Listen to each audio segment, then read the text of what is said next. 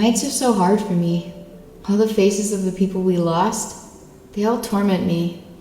I haven't gotten good sleep for who knows how long. I look up at the starry sky overhead and sigh. Why is this the way it has to be? It's probably really late. I should get back to my room. I was about to head back when... crash. Kokichi came out of nowhere and crashed into me. Kokichi?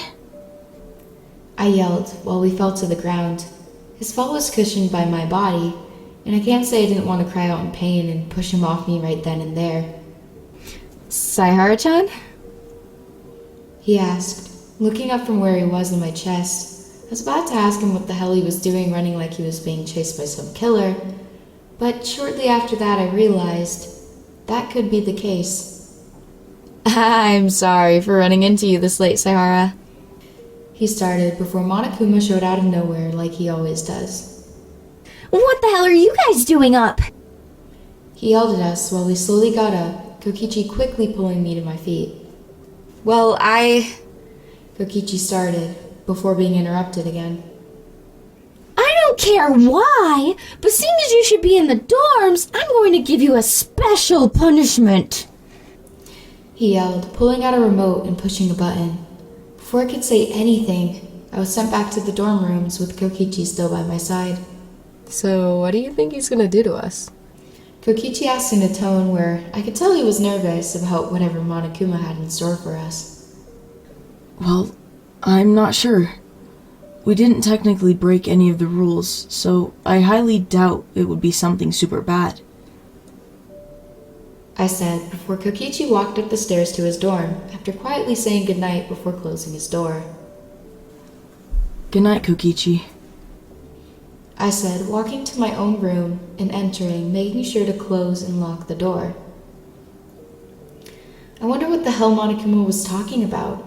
Is this just another excuse he's giving himself so he can screw with our lives? I probably should try to at least get some sleep. Best not to worry about this right now. I'll worry about it tomorrow. I woke up the next morning and it seemed like nothing really changed other than the strange clothes I was wearing. Wait. Aren't these Kokichi's clothes? I didn't have any other clothes in my closet to change into. So giving up trying to figure this out, I walked to the dining hall to meet up with the others. Saichi! Kaito said, with a wave giving me a weird look as I walked into the dining hall. I walked over to where he was sitting at the table and dropped into the chair next to him. You look a little off today. Did something happen? Maki said, coming to sit next to me. She's probably talking about the clothes. No, I have just been thinking. I said, hoping we could get off this topic, knowing that I didn't even have an explanation of what was going on. Alright, well, I hope we can have a great day today. Kaito said before digging into his food, seeming as if he didn't want to give it another thought. I felt so off-put by this situation, and knowing what Monokuma said yesterday, I feel a little queasy. I didn't feel like eating, but I knew I should try to eat something. I was cleaning up my dishes when Monokuma came into the dining hall. Hey, Ultimates! I have a special motive for you twerps! He said before I felt my eyes close and my world went black. Kokichi and Saichi both fell to the floor after Monokuma announced the new motive. Both Kokichi and Saichi were going to switch personalities. He put this in motion to try and see if it would cause anyone to murder anyone. And because of this, it will stay until a murder takes place.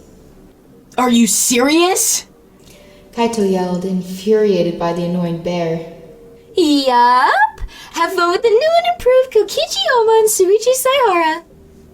Monokuma yelled before disappearing abruptly. Saichi and Kokichi woke up moments after. They both looked dumbfounded before they got to their feet and acted like nothing out of the ordinary is happening. Kokichi was in Saichi's clothes and his hair was unusually straight, while on the other hand, Saichi was wearing Kokichi's clothes and his hair was strangely looking more like Kokichi's normal hairstyle. Because their personalities switched, they were hanging out with different people than they usually do. Kokichi was having a pleasant conversation with Kaito and Maki, and Saichi was hanging out with Gonta and teasing Mew. All of the other students found this odd, but didn't say anything. So, Kokichi, you really don't remember? Kaito asked. Seeing as you guys have said that me and Saichi have switched, and knowing the only memories I have is always being around you guys and with Kaide, then I must not remember. Kokichi said, looking down, putting his hand on his mouth.